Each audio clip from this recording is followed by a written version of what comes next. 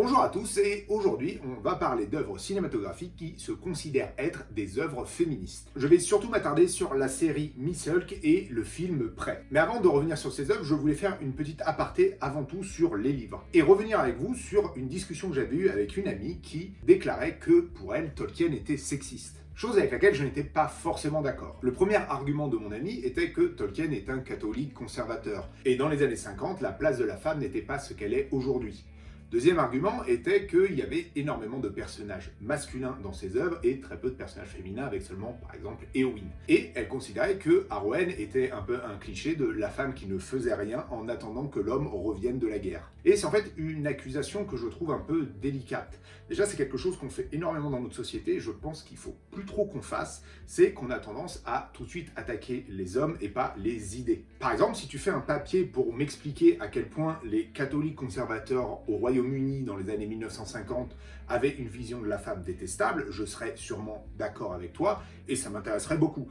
Et ce serait quelque chose de pertinent pour réfléchir autour des problématiques du sexisme. Mais simplement mettre la responsabilité sur une personne pour avoir existé à ce moment-là, c'est quelque chose que je trouve un peu injuste. Le deuxième argument, qui est le nombre de personnages masculins dans les œuvres de Tolkien, est en fait quelque chose que je trouve assez délicat à expliquer. Pour le faire, je vais plutôt partir du principe que la plupart des gens font une erreur en comparant toujours les livres au cinéma. Le cinéma est un média extrêmement populaire que tout le monde consomme. De plus, c'est un média collectif. Et donc, il est beaucoup plus commun et normal que le cinéma puisse régulièrement parler de problématiques sociétales. Pour le livre, c'est un témoignage qui est beaucoup plus personnel et c'est plus proche finalement d'un témoignage que de vraiment une dénonce ou une réflexion globale sur la société. Par exemple, si on regarde par exemple la métamorphose de Kafka, est-ce qu'on considère que la métamorphose de Kafka, étant donné que sur 90% de ses pages, il n'y a que la présence d'un homme et pas de présence de femme, est-ce que c'est un livre sexiste parce que tous les personnages sont masculins? Encore une fois, c'est de l'absurde, mais c'est pour vraiment expliquer que les livres en fait n'ont pas les mêmes préoccupations, n'ont pas les mêmes codes et n'ont pas le même cahier des charges qu'un film. Un film qui touche absolument tout le monde. Pour les livres, il faut savoir que 90% des ouvrages ne sont pas lus. 90% des ouvrages sont des œuvres que des personnes ont faites qui sont très peu lues. Donc la préoccupation est plus de s'exprimer toi personnellement en tant qu'être humain, plutôt que de faire une dénonce ou une analyse sociétale dans toutes tes œuvres, surtout dans les œuvres de fantasy. Et finalement, c'est un peu ça avec Tolkien. Tout ce qu'a voulu faire Tolkien, c'est une œuvre de fantaisie. Et pour Le Seigneur des Anneaux, une des thématiques centrales, c'est la fraternité. Et c'est pour ça qu'il y a beaucoup d'hommes. Mais il faut aussi le recontextualiser dans son temps. Tolkien a fait la Première Guerre mondiale. Il est parti avec des amis, il a vécu dans les tranchées, il a été traumatisé par cette expérience.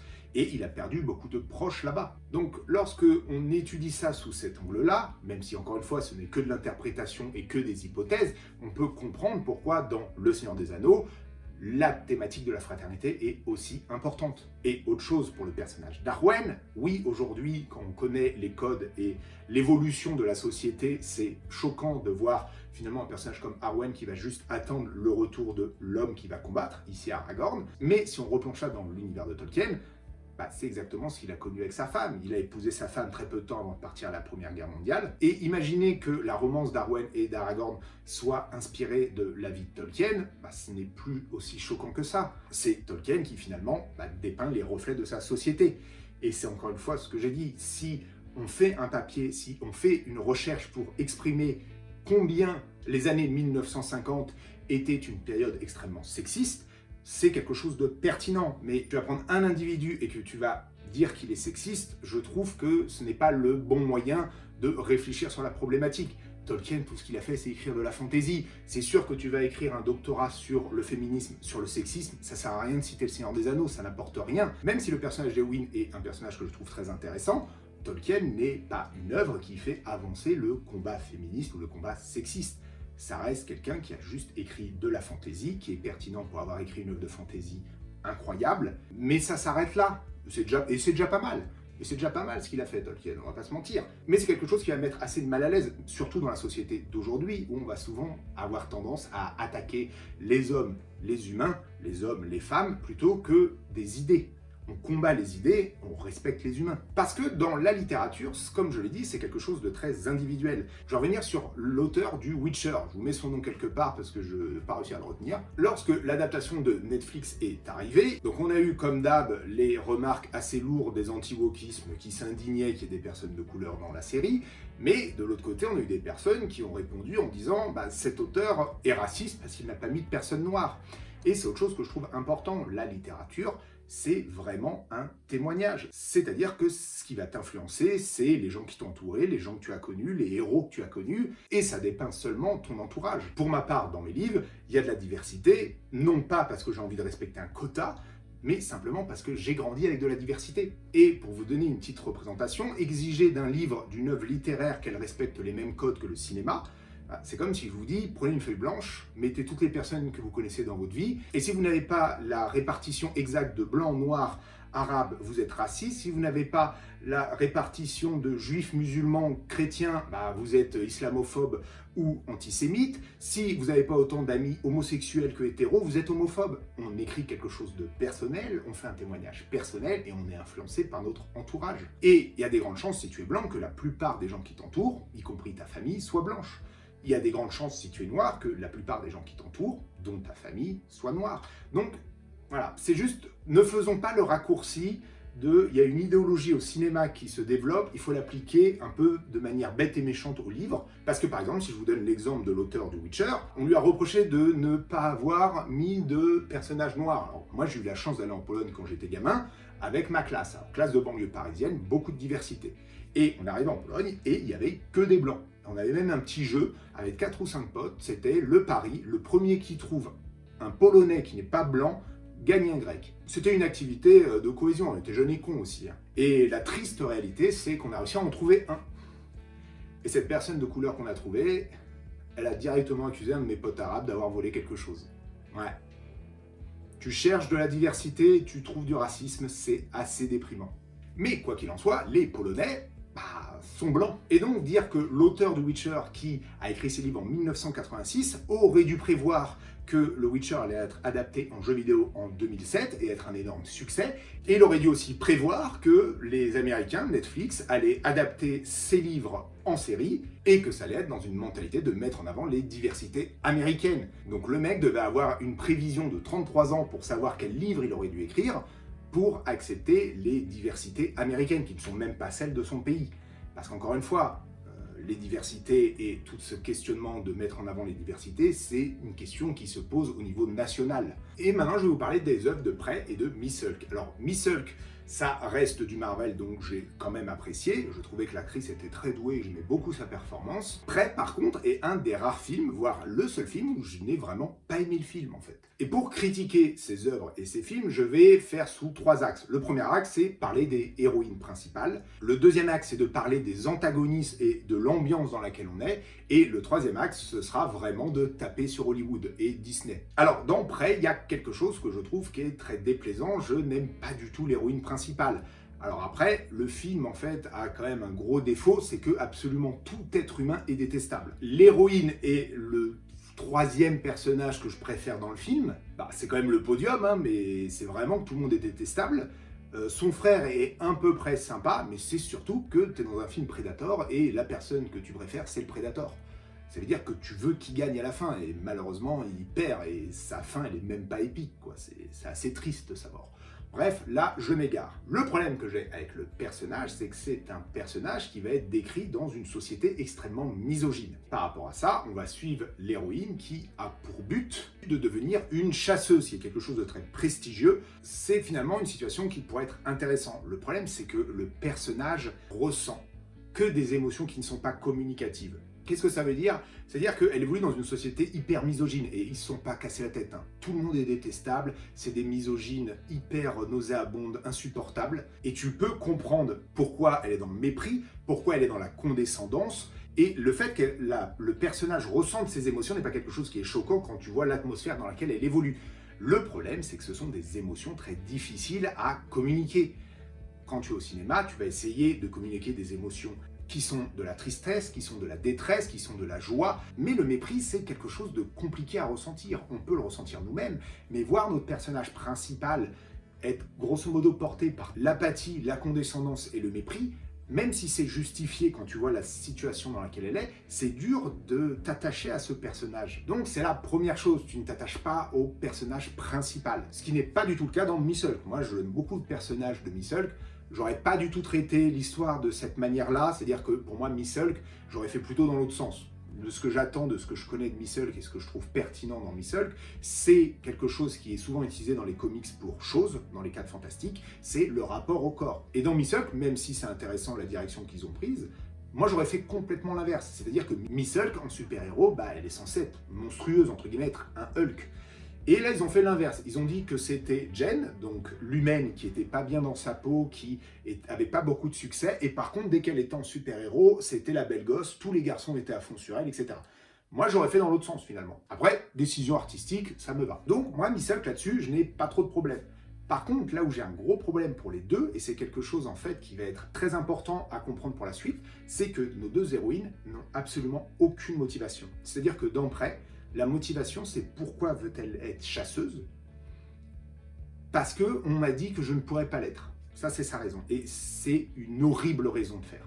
Pourquoi? Parce que déjà, le personnage, tu as du mal à te connecter émotionnellement à elle. Mais en plus, au moment où on te donne un peu son origin story, au moment où tu peux comprendre pourquoi elle veut faire ça, la réponse, elle est très très cliché.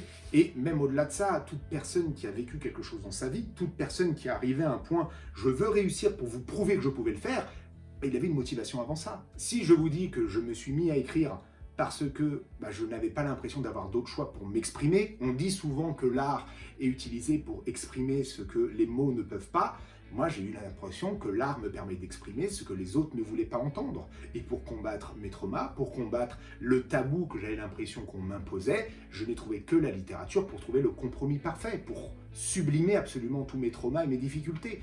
Vous vous dites, ok, là, c'est une bonne motivation pour écrire. Si je vous dis, par contre, j'ai écrit parce qu'en tant que dyslexique, je voulais me venger de la littérature française et bien saboter la langue française, vous vous dites, c'est mesquin, et vous avez raison aussi. Donc, la motivation, c'est important. Pourquoi une personne fait quelque chose, c'est pas important, c'est capital.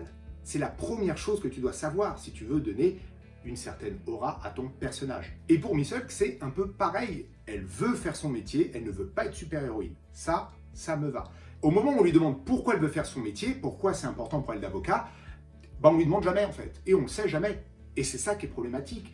Le message sous-jacent, c'est que c'est une femme, elle veut faire son métier, elle est dénigrée dans son métier, et c'est une vraie problématique de notre société.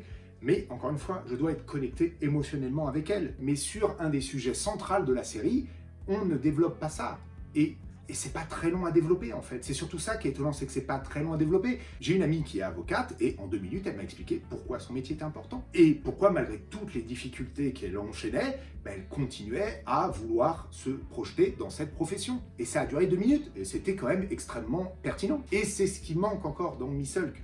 Parce que le message est plus un message, on va dire, sociétal. Le métier de Miss Hulk est important parce qu'aujourd'hui, il faut rappeler aux gens que le métier d'une femme est important. Et c'est vrai. Et encore une fois, ce qui manque, c'est cette explication supplémentaire. Et encore une fois, la démarche pour Miss Hulk est une très bonne démarche. Il me manque juste cette motivation en plus. Et on en parlera aussi un peu plus tard pourquoi. Maintenant, le problème de ces 2 œuvres aussi, c'est l'atmosphère et la situation dans laquelle on est. Ce sont des œuvres qui s'autoprogramment comme étant féministes et en dénonçant le sexisme. Le problème, c'est quelles sont les oppositions qu'elles nous proposent, quels sont les antagonistes. Et ça va être un gros problème pour moi, c'est que ce qu'elle nous propose, ce sont des humains détestables.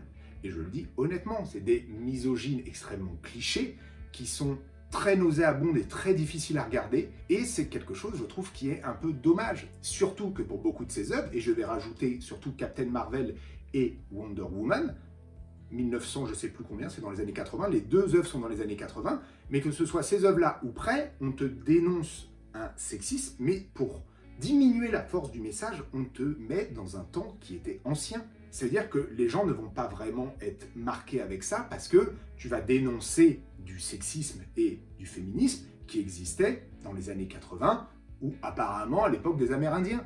Et tout ça, bien que ce soit pertinent, bien que ça permet de mettre en avant les difficultés de ton personnage féminin, pourquoi tu le fais dans le passé? Pourquoi tu le fais pas aujourd'hui? Pourquoi tu le fais pas en 2020? Pourquoi tu le fais pas en 2025?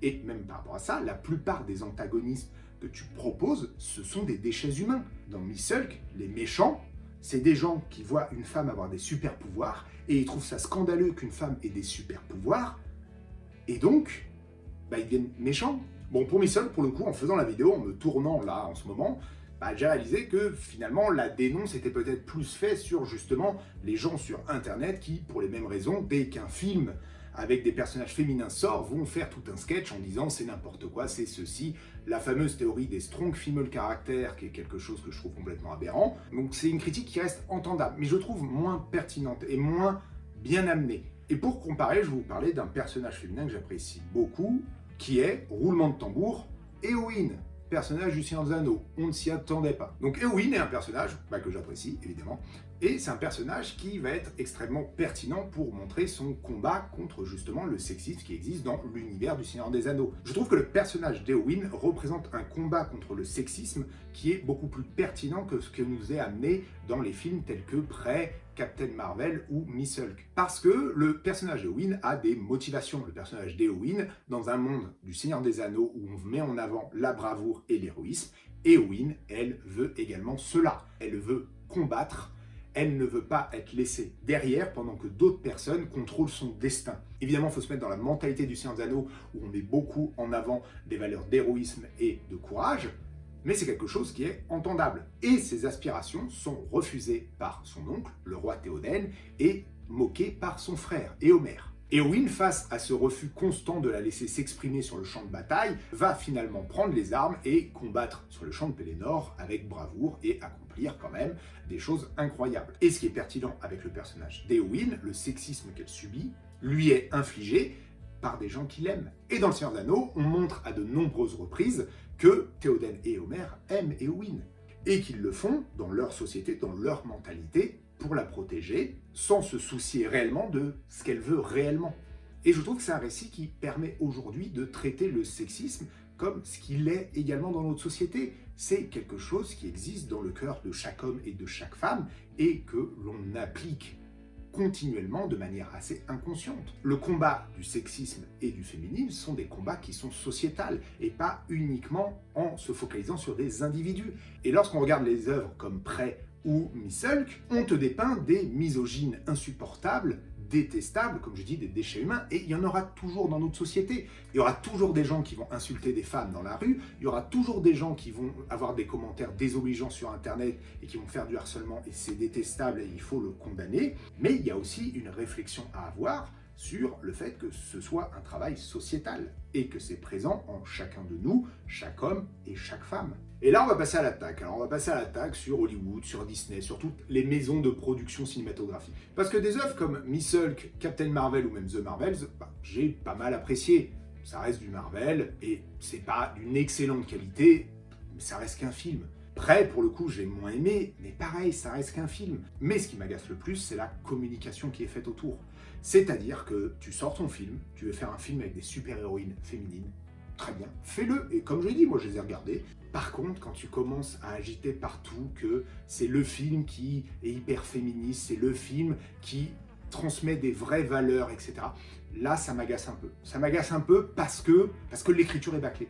Et tu sais que l'écriture est bâclée. Pour les grands studios de production, le fait qu'il y ait un message féministe, c'est un coup de pub. Il ne faut pas se mentir que Disney, que Hollywood, ils vendraient leur grand-mère pour un schtroumpf. Croyez-moi que dès qu'ils voient qu'il y a un mouvement qui peut leur permettre d'avoir des pépettes sans trop travailler l'œuvre, ils se jettent dessus. Et c'est exactement ça mon problème. Le féminisme au cinéma, dans les œuvres en général, c'est hyper important. Et je vous le dis en tant qu'écrivain, c'est super dur à écrire. Tu écris une œuvre de fiction, tu écris une œuvre de fantasy, tu écris une histoire de super-héros, ajouter du contenu féministe pertinent, c'est hyper dur parce que la cause est importante, parce que ça doit être pertinent, parce que ça doit être juste, parce que ça doit coller à ton histoire. C'est pas infaisable, mais c'est quelque chose qui demande 2 fois plus de travail d'écriture. Et pour les grands studios, le fait que ton film soit de toute façon placardé comme une ode au féminisme, ça fait qu'ils font 2 fois moins de travail sur l'écriture. Et je trouve ça scandaleux. Je trouve ça scandaleux parce que c'est quelque chose d'important.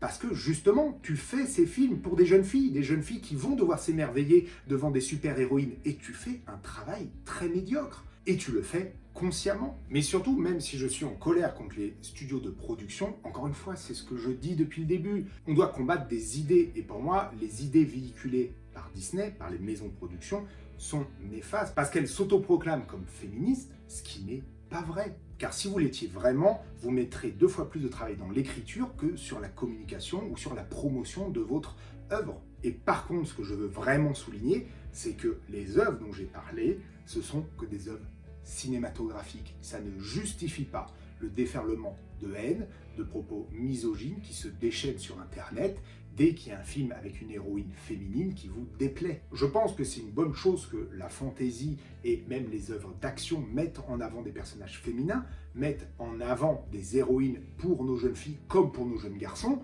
mais c'est important de le faire et je me raccrocherai toujours à cette idée dans un sens de création qui est sain, qui est vraiment bienveillant, qui est désintéressé. Faire un film de fantaisie où tu veux intégrer beaucoup de valeurs pertinentes féminines, c'est long, c'est coûteux, et en termes d'écriture, c'est extrêmement difficile. Et on a souvent cette phrase qui est « c'est mieux de faire peu que de ne rien faire ». Et en même temps, c'est vrai, mais d'un côté, quand t'es Disney, quand t'es Hollywood, tu t'attends à ce qu'ils fassent quand même un peu mieux. Parce que tout ce qu'ils font, c'est diviser les gens, et qu'ils font un peu plus d'efforts d'écriture dans la cause qu'ils veulent défendre plutôt que dans la promotion.